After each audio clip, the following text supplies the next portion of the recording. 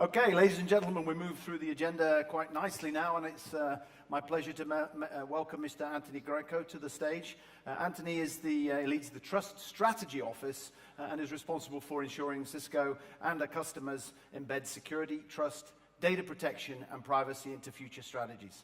For his 18 years in CISCO, he's held a variety of leadership roles in developing engineering, product management, marketing, and strategic planning. He represents CISCO in the Charter of Trust and sits on the board of the National Cybersecurity Alliance within the US. He's also part of that representation to industry, customers, and startups.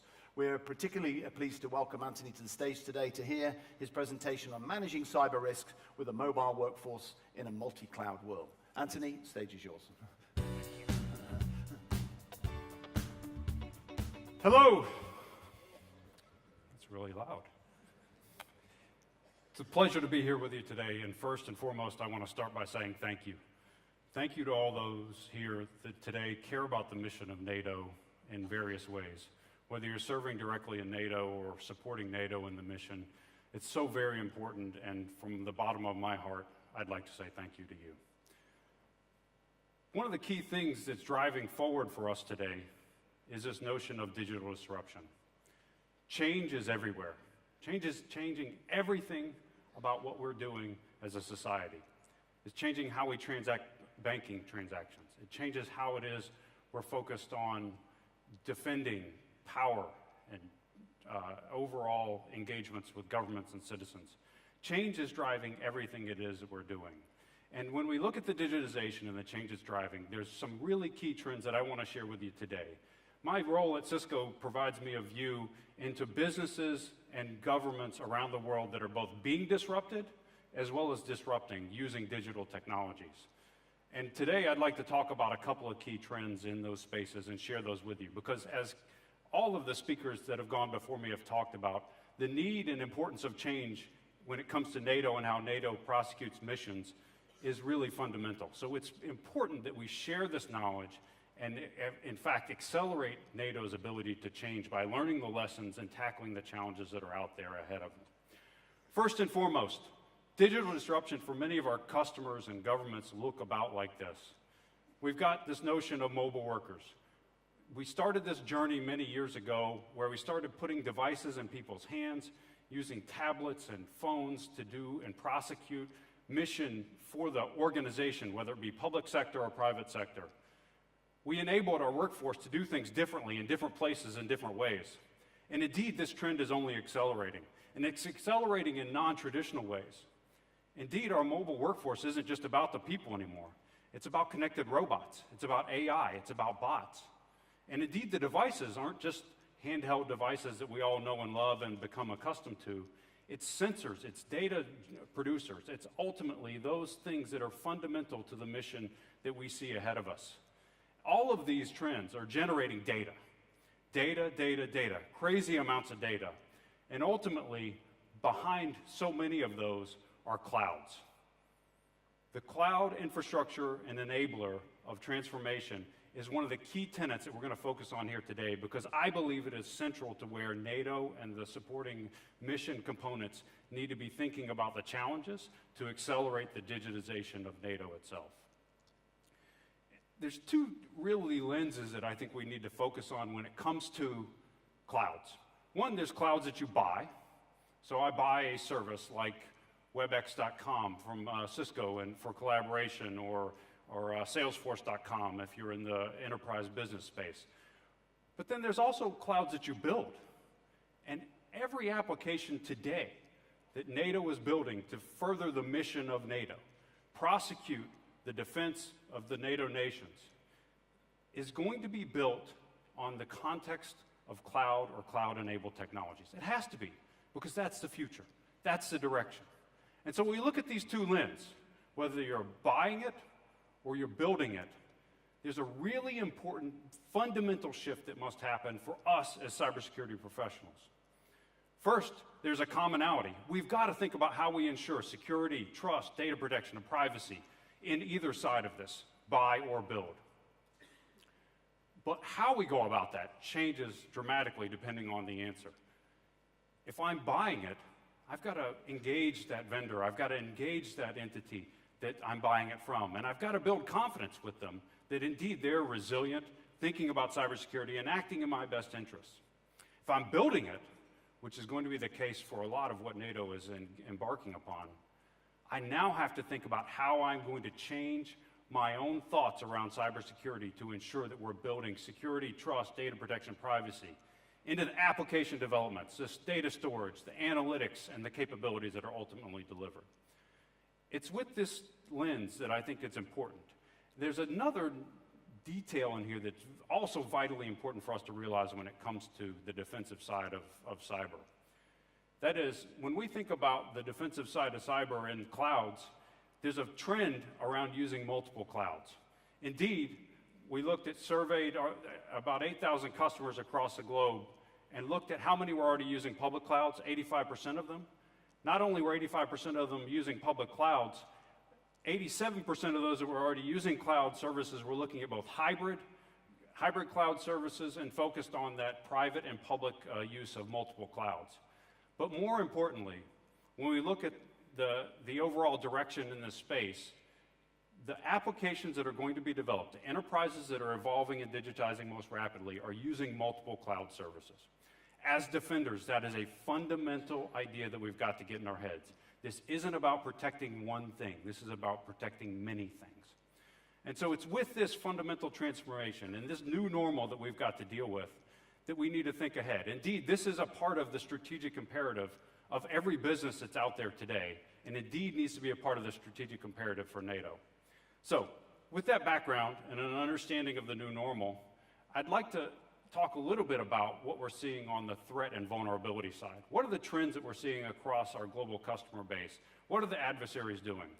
And to provide a little context as to how I come at that discussion, not only do we have the visibility that we have across our customers as they're digitizing, CISCO has been embarking upon a journey to become a really robust cybersecurity company over the past 5 years. And indeed, over those past 5 years, we've developed world-class intelligence capabilities that give us a visibility to what's happening around the globe in a really unique and visible way. In particular, we block 20 billion threats on the internet every day. We have 300 security researchers that are focused on helping protect our customers in the internet every day. And indeed, we're a proud partner in sharing intelligence with NATO to help bolster the cybersecurity posture of NATO and NATO nations. So it's with this context of CISCO not only as a global networking player, but also as a world leader in cybersecurity, that I observe some of the challenges that we look at when we think about the future of cloud. Indeed, when we look across our large enterprise customers, they are consuming 730 different cloud services today. These could be as a service, these could be things that they built or buy. Now, as a security professional, you've got to begin to have alarm bells going off. That's 730 different services I've got to worry about. How are they being monitored? How are they developed? How are users being authenticated? How is the data being protected? All of the fundamental, how resilient are they? My goodness, this creates a whole opportunity for adversaries to live within. Not only that, today the capability to spin up new cloud services is almost trivial. 60 seconds and a credit card will get you a workload. If you have an enterprising engineer inside of your organization, the next thing you know, you've developed a service out there that you as a security professional had no idea existed.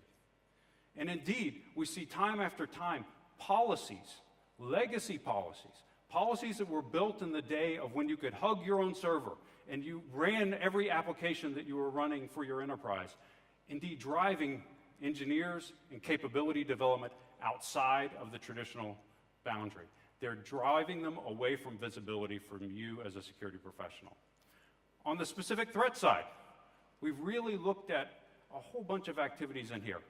Looking from a threat perspective, don't escape the fact that when you move to cloud, there's still baseline security things that you've got to do.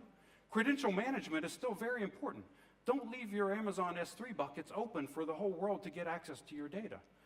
Don't go make root the password for all of your virtual machines that are part of your cloud.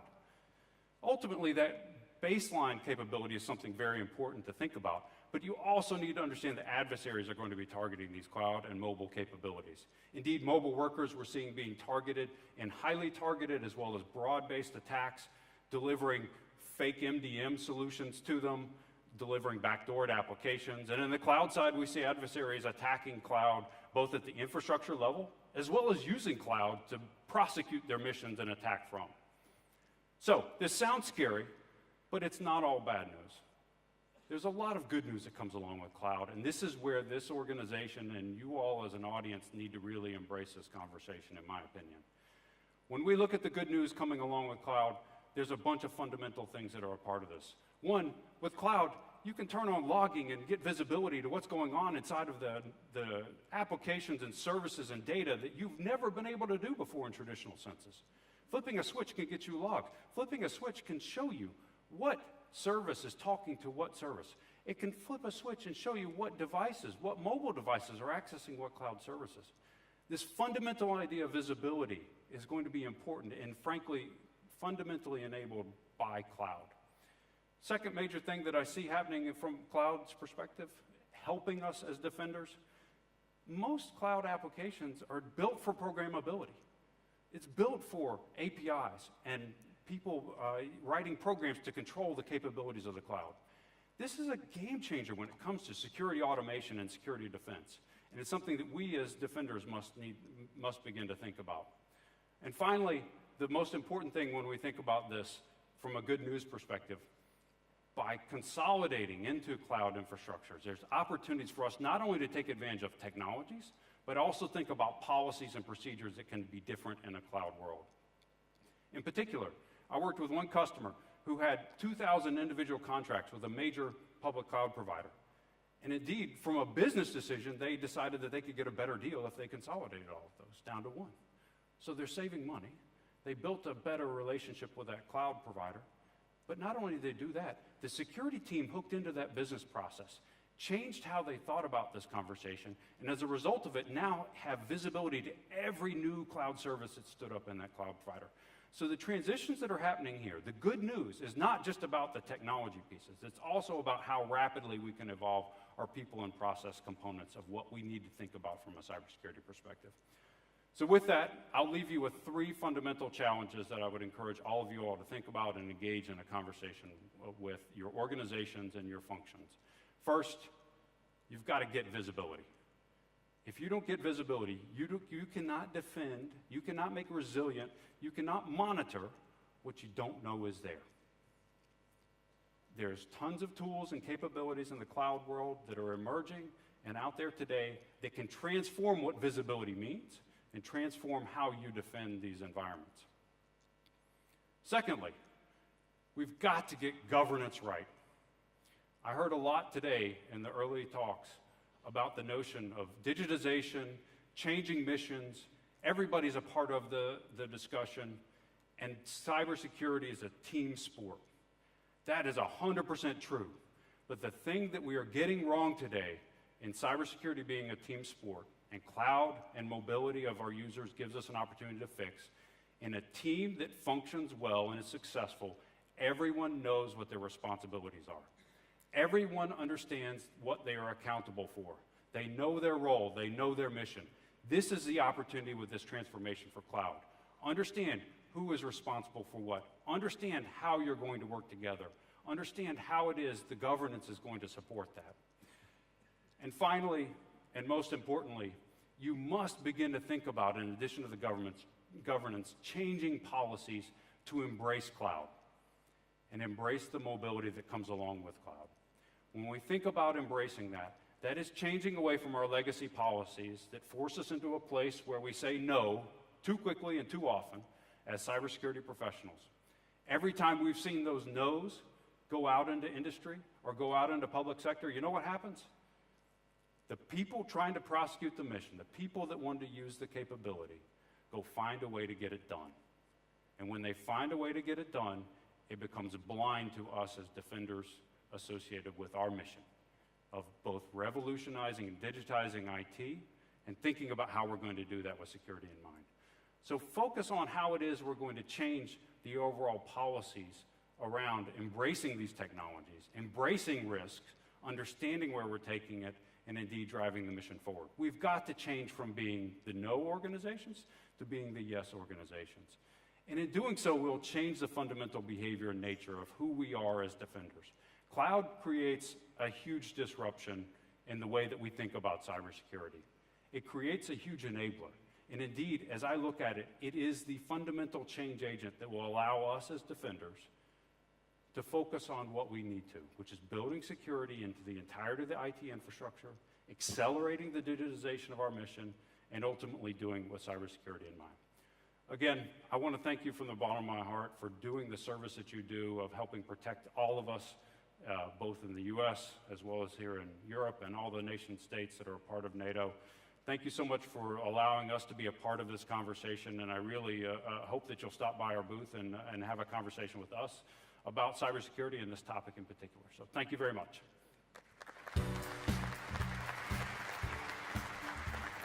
Don't go away. Thanks.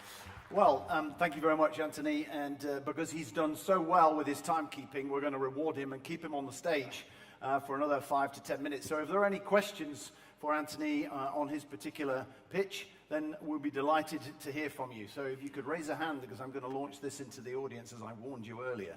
There must be a question somewhere out there. Can't be. Hands. Can Come I on. ask questions? Yes, Murray. Here we go. Catch that, Murray. Which end is up? There you go. Right, good. Thanks. Great talk. You talked about the challenge and changing of behavior in here. How do we turn it around so that security is an enabler for the business to make progress at speed instead of being an afterthought or a break? I think there's a couple of things that come to mind with that question in particular, and it's exactly the right question. First and foremost, security has to be a part of the business process and a part of the business thinking. And that business logic can be for NATO or a public entity or a private entity. That building it into the process becomes a fundamental enabler of security being an enabler. The second thing that's really important that I see all too often in the cybersecurity space, in particular with IT security organizations, the culture in IT security organizations tends to be one of asking our partners that are trying to get a business and mission done to propose what the solution needs to look like from a cybersecurity perspective, and then many times saying no. What we found to be successful, and many of the companies that are actually doing the disruption from a digital perspective and thinking about cybersecurity as a part of that conversation more proactively, have really been going to the business saying, here's how we can do what you want to do. Proactively offering to them solutions and services that allow them the capabilities. So for instance, authentication and authorization is a huge issue as we think about moving to cloud and even in traditional worlds. I've seen organizations build common, already secured authentication and authorization services and offer them to the IT organization as a service to allow them to immediately be compliant and secure as it relates to the IT projects that they're working towards. I think it is that proactive nature that fundamentally has to change in our world in order to insert ourselves as a value add to the business overall. Thanks for the question, Murray. Any more questions from the floor? Let me see a couple of hands. I can't believe it. Gentleman behind you, Murray, about 3 rows back. Well prayed. Thank you very much. My question is, what's your best practices you would recommend for mitigating very complex attacks like denial of service combined with intelligence gathering and maybe some other activities? How to define the priorities during the mitigation? So best practices here, I think, start at the very beginning of the conversation, right? Again, I go to visibility. I would argue that in many cases, many of our enterprises and large public sector customers don't even have the visibility to understand that they're under those types of attacks. They don't understand when they're being DDoSed. They don't understand even what their footprint is that they're responsible for being for defending. So first and foremost is you got to get visibility in the context of what you're trying to defend against. Secondly, and the gentleman from GDIT mentioned that there is no easy button when it comes to these problems. And indeed, focusing on integrated architectures so that defenders get the overall total view of what's going on is a gap that I see repeatedly causing challenges for customers. And indeed, focused on, when we think about best practices, really understanding how it is you get a total picture of what's happening. Without that total picture, all you see is a straw of what's happening to you, and therefore you have no mechanism to assess risk, assess vulnerability, and assess and build action plans. ultimately, all of these conversations have got to be about risk. There is no situation where you will mitigate all risks. And so the combination of getting visibility and then an integrated architecture, I believe, are vital in order to allow you to assess those risks. Thank you very much. We have time for one more question. Anybody from the back? Jeremy, I'm surprised you've not got your hand up. You're normally quick to the gun with a question. Any more for the back? By the way, whilst you're contemplating questions, remember that you can also submit your questions to me via the app. For those that may be not so comfortable about raising your hand, there's an opportunity for you to line your question up, and I can then read it to the presenter. So do go to the app as needed. Final chance? Can I submit on that question? You can. Submit your own question. Yeah. I have a closing question. You mentioned in your presentation, Anthony, one of the focus areas was governance. Could you extend that a little bit more in terms of where you think our first steps collectively as a community? How do we put our arms around that thorny issue of providing meaningful governance? Yeah, I think when we think about governance and really embracing the roles and responsibilities, I think governance is a huge topic. The focus area for me in governance when I talk to organizations is just asking them who's doing what. The traditional roles and responsibilities when it comes to governance. Who's responsible and accountable for delivering data to the Security Operations Center? Is it your networking team that's building the network? Is it your data center team that's building out the cloud capabilities? Who's engaging those external providers to make sure you're getting the information? Who's responsible for taking that information, distilling it down, and creating insights from a cybersecurity perspective? And then who's responsible for doing what as it relates to the overall risk management activities that need to happen once those things happen? This, to me, is one of the fundamental challenges. Every customer I talk to, including public sectors, has people buried inside of the business, inside of the mission side of their organizations. So whether they're war fighters or they're on a manufacturing assembly line, they've all created additional capabilities. They're not all waiting around for IT to go build the thing that they need, right? They're not waiting for the IT organization to deliver the digital capabilities that they need. And so understanding in that world where everyone is becoming digital and everyone is using these technologies, who is doing what from a cybersecurity perspective is the starting place for all the governance discussions. So with that, thank you so much. I appreciate it, and I hope you have a good rest of the conference. Thank you very much, Anthony. Thanks. Kevin's coming up. Anthony, thank you very much. That was very interesting, and I'd like to present you the new coin. Thank you so much, Kevin. Yeah, thank you. Pleasure.